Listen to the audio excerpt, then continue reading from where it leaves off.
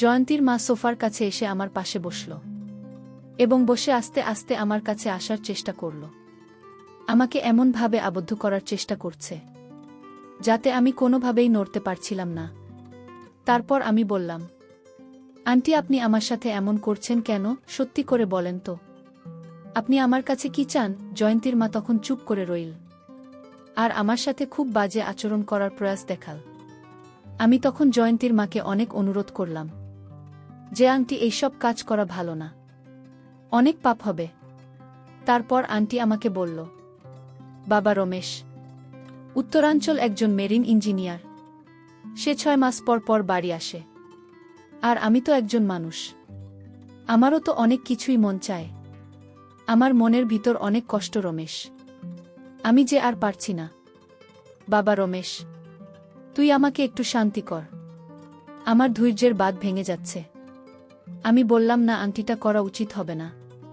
তারপরও আন্টি আমাকে জোর করে যা করল তা শুনলে বন্ধুরা তোমাদের মাথা গরম হয়ে যাবে। তাহলে চলুন বন্ধুরা, গল্পটি শুরু করি। গল্পটি শুরু করার আগে বন্ধুরা, তোমাদের নিকট আমার বিশেষ অনুরোধ, দয়া করে তোমরা আমার চ্যানেলটি সাবস্ক্রাইব করে আমাকে সাপোর্ট করবে। হ্যালো বন্ধুরা, আমি রমেশ, আমার বয়স 30। তবে আমি আজকে তোমাদের মধ্যে যে গল্পটা বলবো, তখন আমার বয়স ছিল 18। সবেমাত্র ইন্টারমিডিয়েট পরীক্ষা দিয়েছি। পরীক্ষা দেওয়ার পর কি করব বুঝতে পারছিলাম না। ভাবতে ভাবতে আমার এক বন্ধুর নাম সুজন, সে আমার কাছে আসলো। সে আমার কাছে এসে আমাকে দেখে তার মনে হলো আমি খুব চিন্তিত। তারপর আমাকে জিজ্ঞেস করল, কি রে রমেশ, কি হয়েছে তোর? কি নিয়ে এত চিন্তা করছিস? আমি বললাম, না রে বন্ধু, অন্য কোনো কিছু নিয়ে চিন্তা করছি না। ভাবছি ইন্টারমিডিয়েট পরীক্ষা দিয়ে দিচ্ছি, এখন কি করব? তারপর আমার বন্ধু সুজন বলল, শুন রমেশ, এই মুহূর্তে তোর যেহেতু কোনো কাজ নেই, তাহলে এক কাজ কর।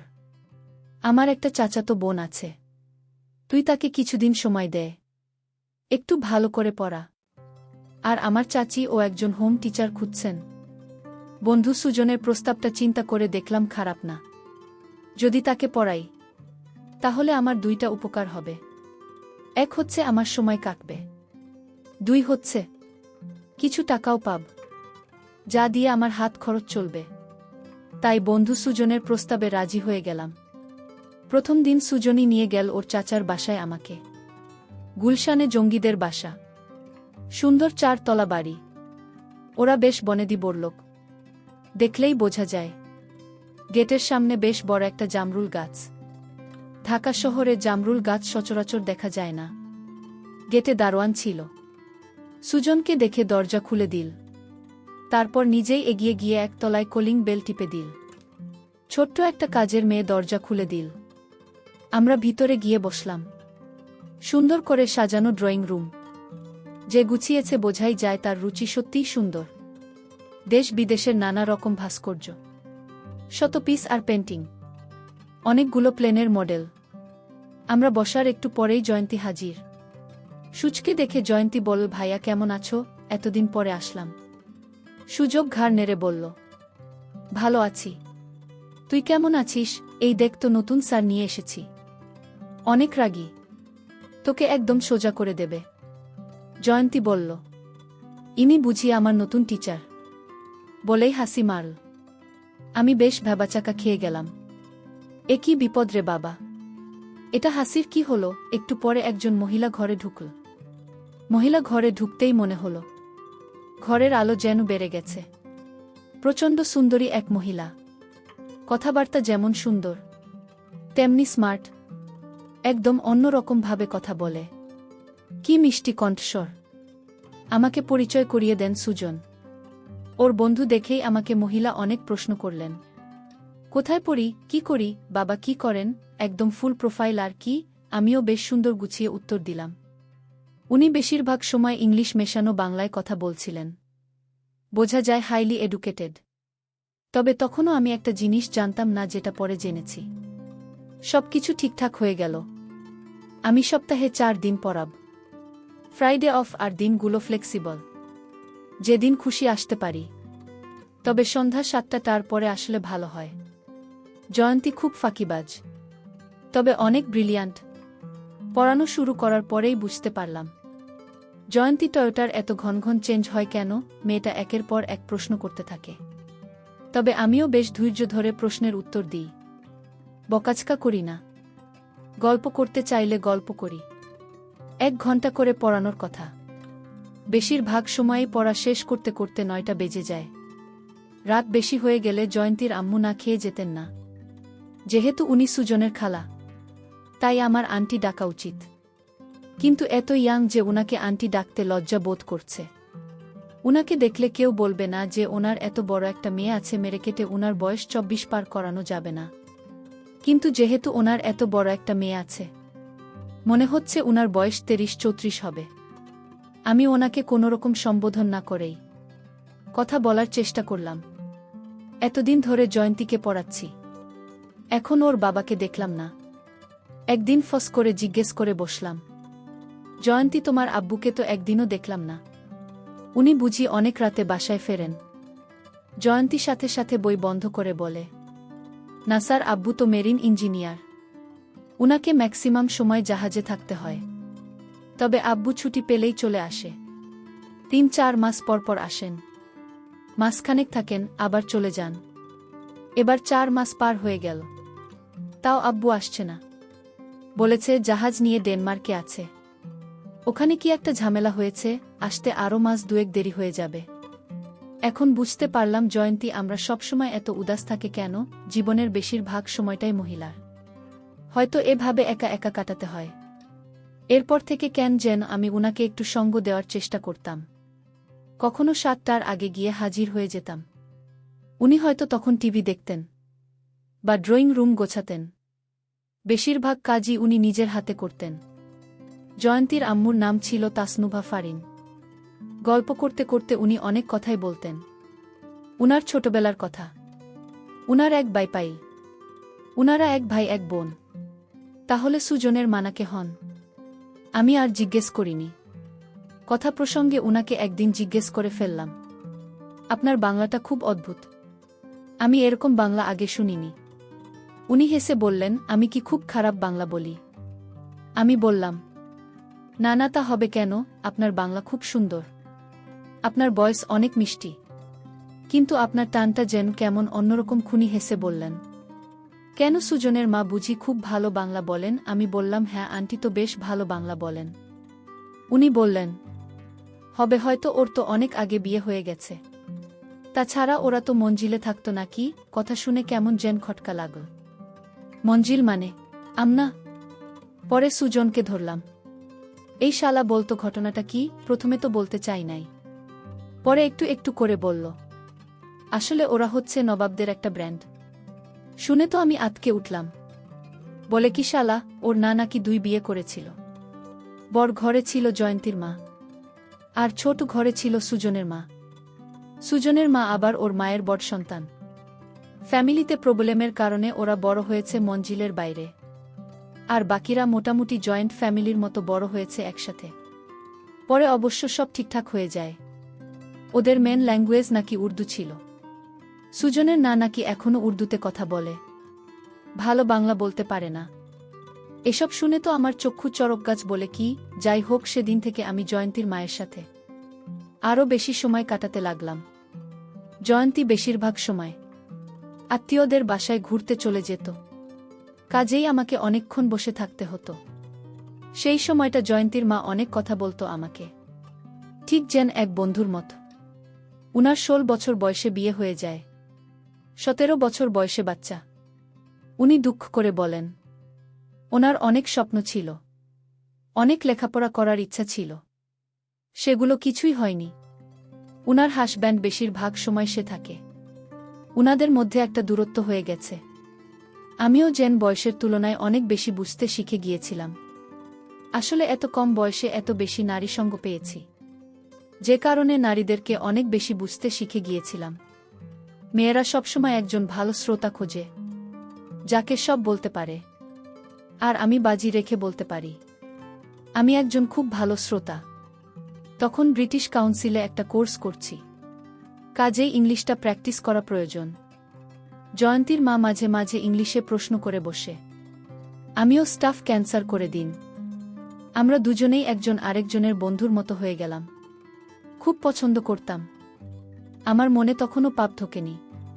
কিন্তু হঠাৎ একদিন একটা ছোটখাটো ইনসিডেন্ট হয়ে গেল। বিকালে আমরা বন্ধুরা মিলে রেগুলার ক্রিকেট খেলতাম। সেদিন ক্রিকেট খেলে ঘুম এসে আন্ডারওয়্যার মোজা খুলে অনেকক্ষণ ধরে শাওয়ার নিলাম। এখন জয়ন্তীকে পড়াতে যাব। নতুন আন্ডারওয়্যার খুঁজে দেখি সবগুলো ধুয়ে দেওয়া, এখনও শুকায়নি। কি আর করা, একটা ট্রাউজার আর চপ্পল পরে বেরিয়ে পড়লাম। দরজায় কলিং বেল দিতেই জয়ন্তীর মা দরজা খুলে দিল। যথারীতি কিছুক্ষণ ড্রয়িং রুমে বসে গল্প করছি। গল্পের এক ফাঁকে দেখি জয়ন্তীর মা আমার ট্রাউজারের দিকে চেয়ে আছে। উনার দৃষ্টি অনুসরণ করে দেখি আমি কোনো এক অজানা কারণে একটু স্ফীত হয়ে আছি এবং জয়ন্তীর মা আমার ট্রাউজারটা খুব ভালো করে দেখছে। আমি বেশ অস্বস্তি বোধ করলাম, কিন্তু ব্যাপারটা পাত্তা দিলাম না। জয়ন্তীকে পড়াতে গেলাম। আমি চা কফি কিছু খাই না, তাই জয়ন্তী আম্মু হয় আমাকে বাদাম পেস্তা মেশানো লস্যি পাঠাত, নয়তো ফালুদা। জয়ন্তীর মায়ের হাতের ফালুদা, ওহ অপূর্ব স্বাদ। জয়ন্তী পড়তে পড়তে হঠাৎ বলে, স্যার আমি আসছি, বলেই দৌড়। আমি বুঝলাম তোলে যাচ্ছে। আমি বসে বসে পাতা উল্টাচ্ছি। এমন সময় জয়ন্তীর মা ছোট একটা ট্রেন নিয়ে হাজির। তোমার ছাত্রী কই গেল? আমি বললাম আসছি বলে দৌড় দিল। মনে হয় টয়লেটে গেছে। জয়ন্তীর মাত্রা এনেছে, তার মানে মনে হয় ছোট কাজের মেয়েটা অসুস্থ। এই নাও তোমার ফালুদা শরবত। আমি কি মনে করে ওনাকে হেল্প করতে গিয়ে হাত বাড়িয়ে ট্রে ধরতে গিয়ে উল্টে দিলাম গ্লাসটা। নিছক দুর্ঘটনা, কিন্তু গ্লাস উল্টে পড়ল না শাড়ির উপর। উনি লাফিয়ে সরে যেতে গিয়ে গ্লাস ফেলে দিলেন মেঝেতে। ঝনাত করে গ্লাসটা ভাঙল, শেষে বাড়িটাও। জয়ন্তী দৌড়ে আসলো। আমার মুখটা লজ্জায় কাচুমাচু। জয়ন্তীর এসে গেছে। ও দরজার কাছে দাঁড়িয়েই করে হাসছে। জয়ন্তীর মায়ের শাড়িতে লেগেছে। উনি পিছিয়ে গিয়ে বললেন, তোমরা ড্রয়িং রুমে গিয়ে বসো, আমি এটা পরিষ্কার করে দিচ্ছি, দেখো পাকাতে না যেন। আমি আর জয়ন্তী গিয়ে ড্রয়িং রুমে বসলাম। আমার বেশ খারাপ লাগছিল, শরীর বলা উচিত। আমি বললাম, জয়ন্তী তুমি একটু একা একা পড়, আমি তোমার আম্মু কেশরী বলে আসি। আমি ওর আম্মুর রুমের সামনে দাঁড়িয়ে নক করতে যাব। এমন সময় দেখি রুমের দরজা আধখানা খোলা, আর উনি এমন অবস্থায় আছেন যা দেখে আমার চোখ মুছে গেল। আমার সাথে চোকাচোকি হয়ে গেল। আমি যে কি ভীষণ লজ্জা পেলাম। কিন্তু জয়ন্তীর মা বোধহয় লজ্জা পায়নি, বরং একটা ছোট্ট হাসি উপহার দিল। এই হাসিতে কি ছিল জানি না, তবে কেন যেন মনে হয় আমন্ত্রণের হাসি। জয়ন্তীর মার হাসির মধ্যে কেন জানি আমার মনে হচ্ছে অন্যরকম রহস্য লুকিয়ে আছে। জয়ন্তীর মার কাছে আর ক্ষমা চাইতে পারলাম না। আমি লজ্জায় জয়ন্তীর মার কাছ থেকে চলে আসলাম। জয়ন্তীর মা বেশ কিছুক্ষণ পরে সে বলল, তোমাদের রুম পরিষ্কার হয়ে গেছে, চাইলে যেতে পারো। আমি উনার দিকে তাকাবার সাহস পাচ্ছিলাম না। আমি সেদিনের মতো পড়ানো শেষ করে বাসায় চলে আসলাম। পরদিন যাব না করেও কি মনে করে 7টার আগেই হাজির। জয়ন্তীর মা যথারীতি দরজা খুলে দিল। আজকে গেটে দারোয়ানকে দেখলাম না, হয়তো কোনো কাজে পাঠিয়েছে। আজকে জয়ন্তীর মা একটা অফ হোয়াইট শাড়ি পরেছেন, অপূর্ব সুন্দরী লাগছে, যেন সত্যিকারের এক রাজকুমারী। একটু কি সেজেছিল? হ্যাঁ, তাই তো মনে হচ্ছে জয়ন্তীর মাকে আজকে একটু রোম্যান্টিক লাগছে। জয়ন্তীর মা আর অপূর্ব চেহারা, দেখতে অনেক আবেদনময় বটে। হয়তো বয়সের জন্য একটু চর্বি জমেছে। আমি খানিকক্ষণ অপলক দৃষ্টিতে দেখলাম, তারপরে ড্রয়িং রুমে গিয়ে বসলাম। জয়ন্তী বাসায় নেই। ওর মা বলল, আজকেও নানা বাড়ি থাকবে। আমার বুক দূর দূর করে কাঁপছিল। তবু আমি সোফাতে বেশ স্বাভাবিক হয়ে বসার চেষ্টা করলাম। অন্যদিন জয়ন্তীর মা আমার অপোজিটে সোফাতে বসে, আজকে আমার পাশে বসেছে। উনার এখান থেকে হালকা একটা পারফিউমের গন্ধ বাতাসে ভেসে আসছে। আমি আচ্ছন্ন হয়ে যাচ্ছি কোনো এক অজানা নেশাতে। আজ যে কথা বলছো না, কি হয়েছে তোমার? আমি নিজেকে স্বাভাবিক রাখার চেষ্টা করেও পারছি না। জয়ন্তীর মা দিকে চোখ তুলে তাকাতেও পারছি না, দরদর করে ঘামছে। তুমি সুস্থ আছো তো বলে উনি আমার কপালে হাত দিয়ে পরীক্ষা করার চেষ্টা করলেন। সারা শরীরে যেন বজ্রপাত হয়ে গেল। উনি আমাকে খুব ভালো করে পরীক্ষা করে বললেন, এ কি, তোমার তো জ্বর নেই, তাহলে ঘামছে কেন? আমি এবার মুখ তুলে তাকালাম। হয়ে গিয়ে থাকবে। মুখ কান নাক সব দিয়ে আগুন বেরোচ্ছে। আমার হাত কাঁপছে। একই হতে যাচ্ছে। জয়ন্তীর মা টেবিল থেকে টিস্যু নিয়ে আমার ঘাম মুছে দেওয়ার জন্য কাছে এল। একদম কাছে, যেখান থেকে ওনার নিঃশ্বাসের শব্দ শোনা যাচ্ছিল। আমি আস্তে আস্তে পিছু হবার চেষ্টা করলাম। তারপরও কোনো কাজ হলো না। জয়ন্তীর মা সোফার কাছে এসে আস্তে আস্তে আমার পাশে বসল এবং বসে আস্তে আস্তে আমার কাছে আসার চেষ্টা করল। আমাকে এমনভাবে আবদ্ধ করার চেষ্টা করছে যাতে আমি কোনোভাবেই নড়তে পারছিলাম। তারপর আমি বললাম, আন্টি, আপনি আমার সাথে এমন করছেন কেন? সত্যি করে বলেন তো, আপনি আমার কাছে কি চান? জয়ন্তীর মা তখন চুপ করে রইল আর আমার সাথে খুব বাজে আচরণ করার প্রয়াস দেখাল। আমি তখন জয়ন্তীর মাকে অনেক অনুরোধ করলাম যে, আন্টি, এইসব কাজ করা ভালো না, অনেক পাপ হবে। তারপর আন্টি আমাকে বলল, বাবা রমেশ। উত্তর, আঙ্কেল একজন মেরিন ইঞ্জিনিয়ার। সে 6 মাস পর পর বাড়ি আসে। আর আমি তো একজন মানুষ, আমারও তো অনেক কিছুই মন চায়। আমার মনের ভিতর অনেক কষ্ট রমেশ, আমি যে আর পারছি না। বাবা রমেশ, তুই আমাকে একটু শান্তি কর, আমার ধৈর্যের বাঁধ ভেঙে যাচ্ছে। আমি বললাম, না আন্টি, এটা করা উচিত হবে না। তারপরও আন্টি আমাকে জোর করে বাজে কাজ করাতে বাধ্য করেছিল। তারপর আমি যখন কোনোভাবেই রাজি হচ্ছিলাম না, তারপর আন্টি আমাকে বলল, রমেশ, আজকে তুই যদি আমাকে খুশি করতে পারো তাহলেই দেখ, এখানে 50,000 টাকার একটি বান্ডেল আছে। এই সবগুলো টাকাই আমি তোকে দিয়ে দিব। কি বল বন্ধুরা, টাকার লোভ বড়লোক। আর তাছাড়াও আমি তখন মাত্র ইন্টারমিডিয়েট পরীক্ষা দিয়েছে। এই সময় আমার টাকাটা খুবই প্রয়োজন ছিল। তারপর বন্ধুরা টাকার লোভে পড়ে আমি জয়ন্তীর মার সাথে বাজে কাজ করতে রাজি হয়েছিলাম। কি বল বন্ধুরা, যদিও জয়ন্তীর মার বয়স একটু বেশি, তারপরও কি বল বন্ধুরা তোমাদেরকে, উনার এত পাওয়ার যা দেখে আমি সত্যিই বিস্মিত হয়ে গিয়েছিলাম। এরপর থেকে প্রায় জয়ন্তীর মা টাকার লোভ দেখিয়ে আমাকে দিয়ে এই কাজটি করাতো। পরিশেষে আমি তোমাদেরকে বলবো, বন্ধুরা, তোমরা যারা বুকে রেখে বেশি দিন দূরে থাকো, তোমরা তোমাদের স্ত্রীর প্রতি খুব ভালো করে খেয়াল রাখার চেষ্টা করবে। আর তাছাড়াও তোমরা বুকে রেখে দূরে থাকার চেষ্টা কম করবেন, কারণ সর্বদাই স্বামী স্ত্রী একসাথে থাকলে স্বামী স্ত্রীর মধ্যে মহব্বত বাড়ে। তারপর কি আর মতো ঘৃণ্যতম কাজ শয়তান কখনো প্ররোচনা দিতে পারে না। বন্ধুরা, আজকে এই পর্যন্তই। আবারও আসব তোমাদের মধ্যে নতুন কোনো গল্প নিয়ে। গল্পটি যদি তোমাদের ভালো লাগে তাহলে একটি লাইক দাও। প্রতিদিন আমি তোমাদেরকে বাস্তব জীবনের একটা করে নতুন গল্প উপহার দিব। তাই তোমাদেরকে অনুরোধ করে বলছি, তোমরা যদি এরকম ধরনের ইন্টারেস্টিং গল্প পেতে চাও তাহলে দয়া করে তোমরা আমার চ্যানেলটি সাবস্ক্রাইব করো। পরিশেষে তোমাদের সকলের সুস্বাস্থ্য কামনা করি। ভিডিওটি দেখার জন্য তোমাদের সকলকে অসংখ্য ধন্যবাদ।